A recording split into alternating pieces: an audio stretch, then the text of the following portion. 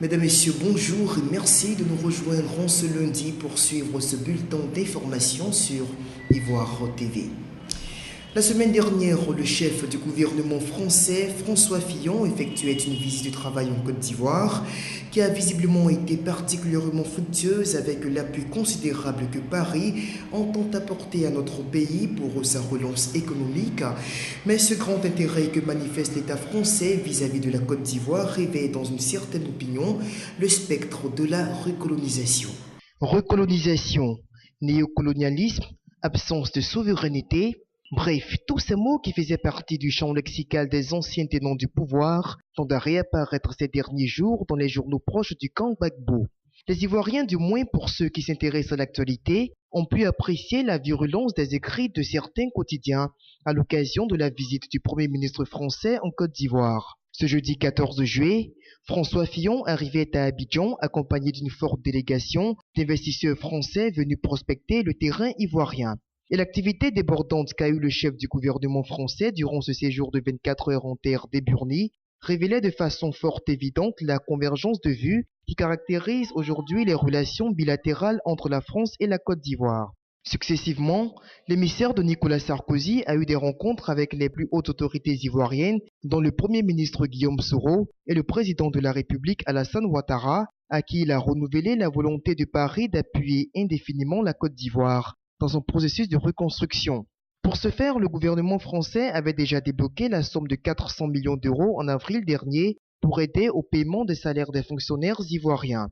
Le vendredi 15 juillet, Fillon promettait une aide de 3 milliards d'euros à la Côte d'Ivoire à l'orée 2012, dont 2 milliards destinés à l'aide directe et 1 milliard sous forme d'allègement de dettes extérieures. Cette ubiquité de l'État français dans la gestion de la vie publique ivoirienne révèle les ardeurs des indépendantistes, en tout cas ceux qui se présentent comme tels.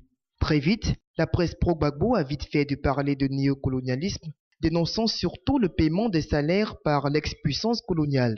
Seulement, cette vision des choses semble tout de même légitime, d'autant plus que le repositionnement de la France à tous les niveaux de la vie nationale est bien spectaculaire. Tant dans les domaines politiques, militaires ou économiques, la France est omniprésente et ceci rencontre visiblement la pleine adhésion des autorités ivoiriennes, comme l'illustre cette volonté du président Alassane Ouattara de réactiver la commission mixte ivoiro-française. Peut-on parler là de recolonisation de la Côte d'Ivoire ou d'un nouveau départ dans les relations bilatérales entre les deux pays? L'avenir est sans doute le mieux placé pour répondre à cette question, car les Ivoiriens devront avoir une lecture claire des rapports qui les lient à leurs ex-colonisateurs pour que soit à jamais banni ce complexe de colonisation, comme si décolonisation y a-t-il déjà eu.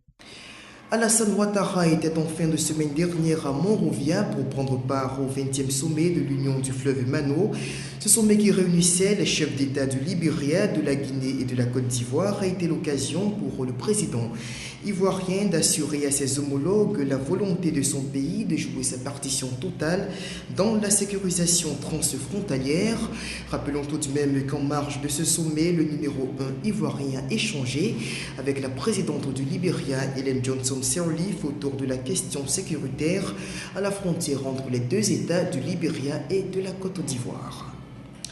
Charles Blé Goudé promet une opposition civilisée au nouveau régime en place à Abidjan.